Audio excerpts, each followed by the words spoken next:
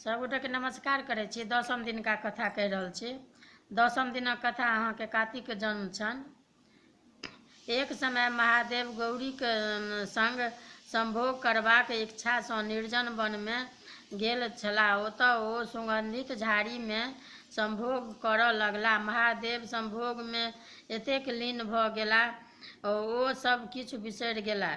संभोग करैत करैत बहुत दिन बीत गेल। देवता सबके एही सँ चिंता होबऽ लगलनि। ओ सब ब्रह्मा ओतऽ पहुँचला और महादेव जाहि रूपे संभोग में लीन छलाह से कहि सुनाओल।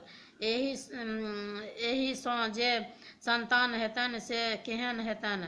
ब्रह्मा कहलनि, अहाँ सब एहि लेल चिंता जुनि करू, सब कल्याणे होयत। मुदा एतबा अवश्य ध्यान रखैत जाउ जे यदि गौरीक पेट सँ संतान हेतनि से समस्त संसार के नाश कऽ देत। तैं हेतु अहाँ सब महादेव के संभोग सँ निर्मित करबाक उपाय करैत जाउ। सब देवता वन में जाकऽ हल्ला करऽ लगला।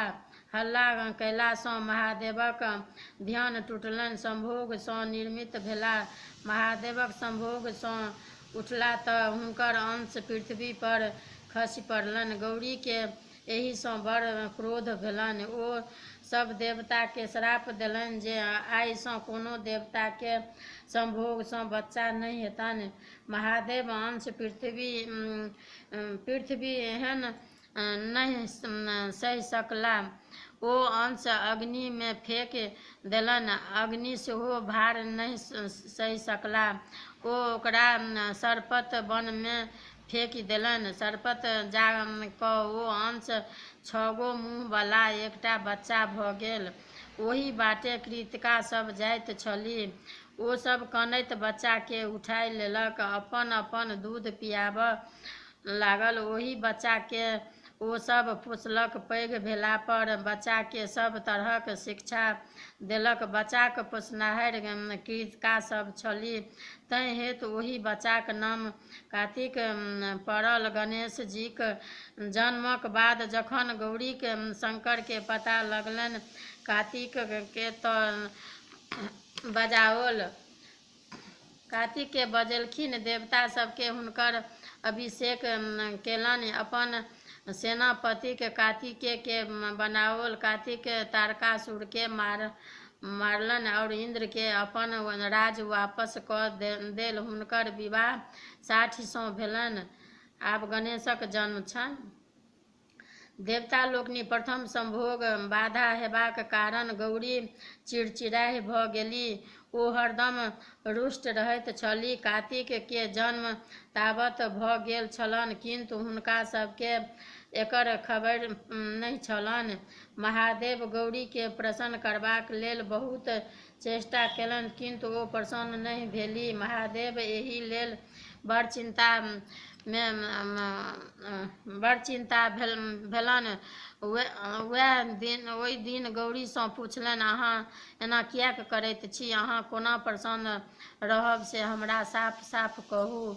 गौरी कहलनि, अहाँ अंतर्यामी छी, अहाँ सभक बात बुझि जाइत छियैक, तखन हमर मोनक बात अहाँ नहि बुझैत छी से हमरा कोना विश्वास होयत। मूर्ख पति के स्त्री सब बात कहैत छैक किंतु हे स्वामी, अहाँ तऽ अंतर्यामी छी। हम अहाँ के कहब तखन अहाँ बुझबैक। यदि अपने हमरा पूछब तऽ हम अपनेक आज्ञा के कोना नहि मानब। सुनू, स्त्रीगणक लेल संसार में सब सँ पैघ सुख नीक पुरुषक संग संभोग करब थिक। ओही संभोग में यदि कोनो प्रकारक बाधा होइत छैक तऽ एही सँ बढ़ि कऽ स्त्री जाति के लेल कोनो दुख नहि होइत छैक। एही दुख सँ स्त्री दिनोदिन खिन्न खिन्न या झंकी स्वभावक भऽ जाइत अछि। आब अपने सोचू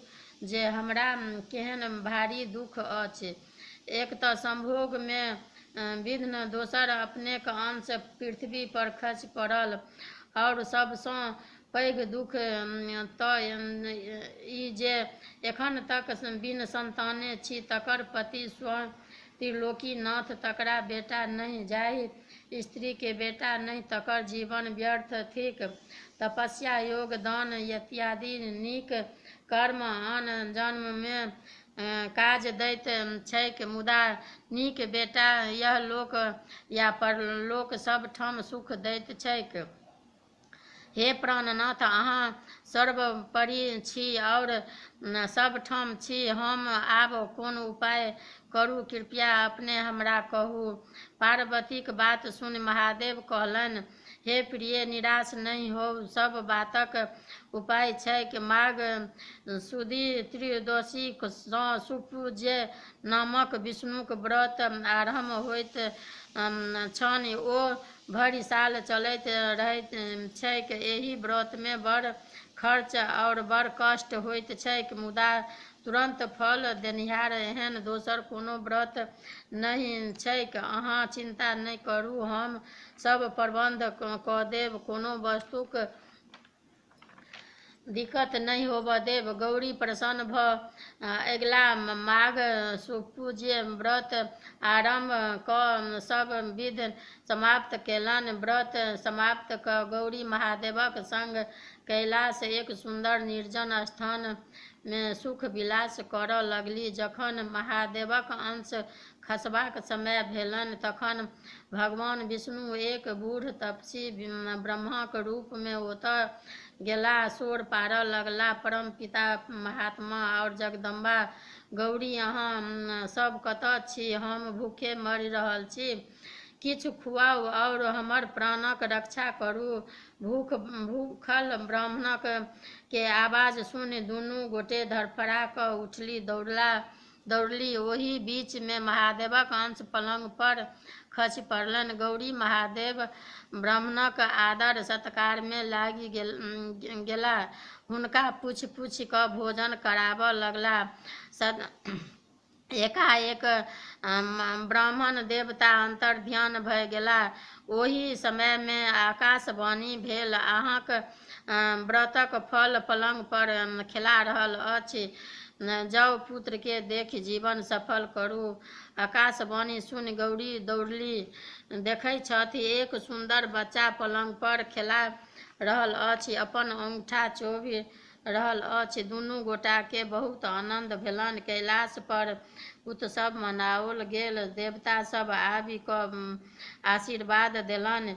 हिमालय सेहो सब परिवार एला।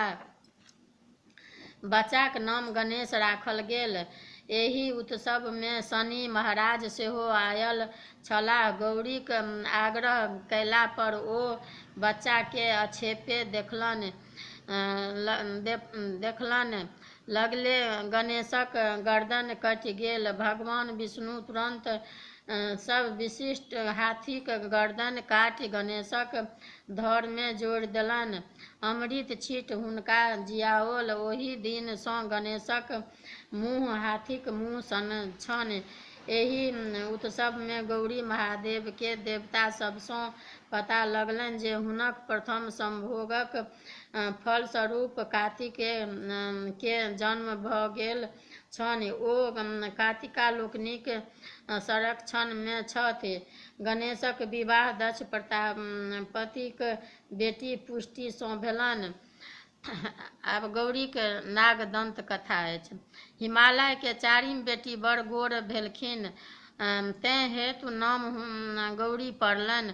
गौरी जहन बियाह योग्य भेली तऽ मनोयन हिमालय के कहऽ लगली, अपने बैसल छी, कन्यादानक कोनो व्यवस्था नहि करैत छी। कोनो बुढ़बा अबैत अछि, बेटी के लऽ जाइत अछि, ई नीक बात नहि अछि। कोनो व्यक्ति के पठा कऽ नीक वर ताकू, जाहि तरहे नीक लोक सब कन्यादान करैत छथि, एहि बेर तहिना कन्यादान करब। हिमालय सोचऽ लगला जे एहन के लोक छथि जे सब ठाम जाइत छथि, सभक गुण दोष के जानैत छथि। एकाएक हुनका नारद मुनिक सुमरन भेलनि। ओ नारद मुनि के वर तकबाक भार देलखिन और विवाहक ओरियौन करऽ लगला। नारद मुनि पूर्ण ओहि बुढ़बा महादेवक बड़ तकलक। खूब साजी बड़ बरियाती आयल। दाइ माय बड़ बरियाती देखऽ गेली। देखैत छथि जे बड़क आँखिमे काँची पीची लागल, भरि देह साँप लटकल छनि। बरियातीमे किओ नांगर, किओ फोड़, किओ कनाह, किओ लूल। सब स्त्रीगण सब नारद मुनि के गाड़ी देबऽ लागल, बड़ बरियाती के घुमाबऽ लागल। जखन गौरी के ई बात बुझलनि तऽ मोने मोन महादेव के प्रार्थना केलनि। नीक रूप धारण करबाक लेल गुहार लगौलनि। महादेव इएह केला। तुरंत सब साँप बिला गेल। अपने सुंदर पीताम्बर पहिरने शंकर रूप भऽ गेला। हुनकर एहन सुंदर रूप देखि सब किओ चकित भऽ गेल। शुभ शुभ कऽ विवाह संपन्न भेल। मनैन खुशी सँ बेटी जमाय के विदा केलनि। महादेव गौरी संग खुशी सँ रहऽ लगली। विदाई के भार। बेटी जमाय के विदा के मैना किछु दिनक बाद विदाइक भार पठौलनि। चूड़ा दही, केरा, खाजा, लड्डू, ठकुआ, मलपुआ इत्यादि। महादेवक एतेक वस्तु रखबा के जगह नहि छलनि आ ने खेनिहार छलनि। खूब लोक सबके बजा कऽ खुऔलनि। कतबो बैन तिहार बँटला, किंतु वस्तु सब सधबे नहि केलनि। भार सँ घर आंगन गन्हाय लगलनि। भारक वस्तु सब सधत तकर उपाय सोचऽ लगला। एक गोटे कहला जे यदि भरखन्ही छुलाइ धुरखुर धऽ ठाढ़ होयत तऽ भंडारक सधि सकैत अछि। खोज पुछारी कऽ एकटा भरखरी छुलाइ ताकल गेल। ओकरा धुरखुर साटि कऽ देलनि। तखन भारक वस्तु सब सधल। गौरीक ननैद। गौरी महादेव सँ एक दिन कहलनि जे सभक ननैद अबैत छैक, हमरो सेहनता होइत अछि जे ननैद आबथि। ताहि पर महादेव कहलनि, अहाँ ननैद के भार सहि सकब?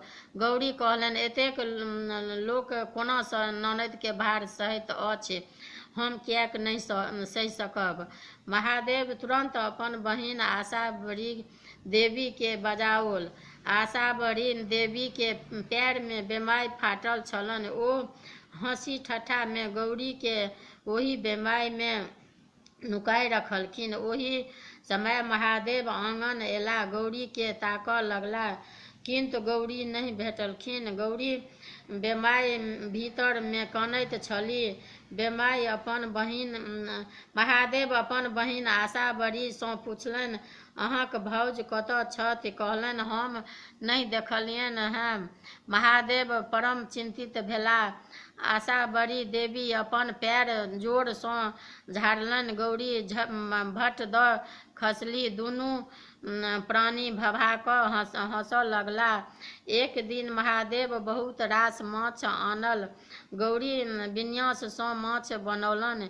ननद आशाबरी के कहलनि जे अहाँ धिसवासिनी छी, पहिने अहाँ खा लिअ, तखन हमसब खायब। ओ माछ खाय लगली। गौरी खंडक खंड माछ हुनका देने जाथिन। ओ टपाटप खेने जाथिन। एहि तरहे आशाबरी देवी सबटा माछ खा गेली।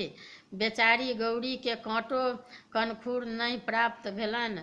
आब गौरी अकछा कऽ महादेव सँ कहलनि, आब हिनका विदा कऽ दियौन। एहन ननैद सँ हम बाज एलहुँ। महादेव हँसि कऽ हँसऽ लगला। कहला, हम पहिने मना करैत छलहुँ जे अहाँ ननैद के भार नहि सहि सकब, किंतु अहाँ जिद कऽ देलहुँ। एतबे दिन में तंग भऽ गेलहुँ। किछु दिन और रखियौन, तखन सब सेहनता पुरि जायत। गौरी नेहरा केलनि, हम गोर लागै छी, जल्दी सँ हिनका विदा कऽ दियौन, नहि तऽ आब हमरो खाइ जेती। महादेव बुझा सुझा कऽ अपन बहिन आशाबरी देवी के विदा केलनि अब गौरीके भागिन महादेव सँ गौरी एक दिन कहलनि, हे नाथ, सभक भागिन अबैत जाइत छै, मम्मी सँ हँसी ठट्ठा करैत हमरो तकर बड़ सेहनता होइए। महादेव भिसुत कहलथि, नन्दीक सेहनता नीक जकाँ पुरि गेल, आब भागिनक सेहनता सेहो पुरि जायत, मुदा हमरा बादमे उल्हन नहि देब। गौरी गंगा जल भरऽ गेली, खूब जोरसँ पूर्वा पछवा बसात बहऽ लागल। हुनका अपन कपड़ाक सम्हार नहि रहलनि, कतबो सम्हारथि तैयो आँचर उधिया जाय। गौरी लाजे कठोर होबऽ लगली। ओ महादेव सँ कहलनि, देखू तऽ हमरा ई बसात आब बेनंगन कऽ देत। महादेव कहलनि, ई बसात पूर्वा पछवा अहाँक भागिन छथि, ई लोकनिक अहाँक सेहनता पुरा रहल छथि, दुनू गोटे मिलि कऽ अहाँ सँ हँसी ठट्ठा या धूर्त करैत छथि। हँसि कऽ गौरी कहलनि, हँ, जहिना अहाँक पार कियो नहि पाबि सकैत अछि, तहिना अहाँक सर सम्बन्धित आओर बहिन भागिन पार कियो नहि पाओत।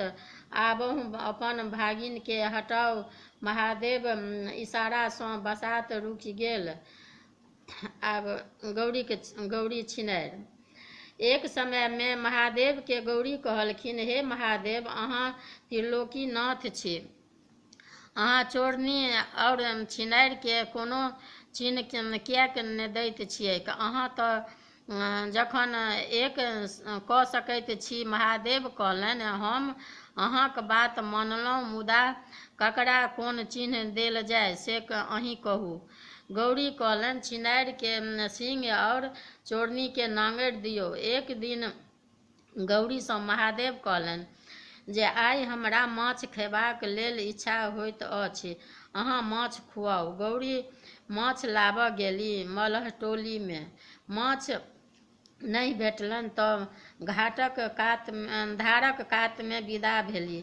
ओतऽ स्वयं मछबाराक रूप में माछ मारैत रहथि। गौरी नहि छोड़ ओ धारक कात विदा भेली। ओतऽ स्वयं मछबारक रूप में माछ मारैत रहथि। गौरी मछबार सँ कहलनि, हौ मछबार, माछ छ की भाव देबहक? मछबार कहलक, आइ हमरा बेचबाक नहि अछि। यदि अहाँके माछ खेबाक बड़ खगता अछि तऽ हमर मनक बात पूरा कऽ दिअ, हम मंगनिये में माछ दऽ देब। ओ अनुचित बात कहलनि। गौरी असमंजस में पड़ि गेली। माछ कतहु नहि भेटलनि और महादेव के आइये माछ खयबाक इच्छा छलनि। ओ हुनकर इच्छा पुरेबाक प्रयास में छलीह। एहि बीच गौरी के माथ पर सिंह उगि गेलनि। ओकरा कतबो झाँपथि ओ बढ़ले जानि। महादेव हँसैत बजलाह, आइ तऽ अहाँ देखार भऽ गेलहुँ। गौरी लजा गेली। ओ कहलनि, हे महादेव, अहाँक पार पाबि सकैत अछि, जे हमरा सँ नहि कराबी। गौरी चोरनी अहाँके। एक दिन महादेव हड़बड़ा कऽ एला। गौरी सँ कहलखिन जे हमरा जल्दी सँ भोजन कराउ, बहुत जरूरी काज अछि। ओहि समय में गौरीके दृढ़शंका लागि गेलनि। कतबो रोकलनि किंतु नहि रुकलनि। ओ दृढ़शंका ओहि स्वनिर्मित भऽ ढाकन सँ झाँपि देलनि। महादेव झाँपल वस्तु के देखि कऽ गौरी सँ पुछलनि जे चोरा कऽ ई की रखने छी? गौरी लाजे कठोर भऽ गेली। ओ की कहथिन, हुनका किछु नहि फुरेलनि। गौरी के एहि बीच बड़ पैघ नांगरि लटकि गेलनि। ओ परेशान भऽ गेली। अंत में ओ महादेव के उचती मिनती करऽ लगली, हे महादेव, आब अपन भावट समेटू। जे किछु अहाँ के कहैत छी से हमरहि पर बजारि दैत छी। आब भऽ गेल।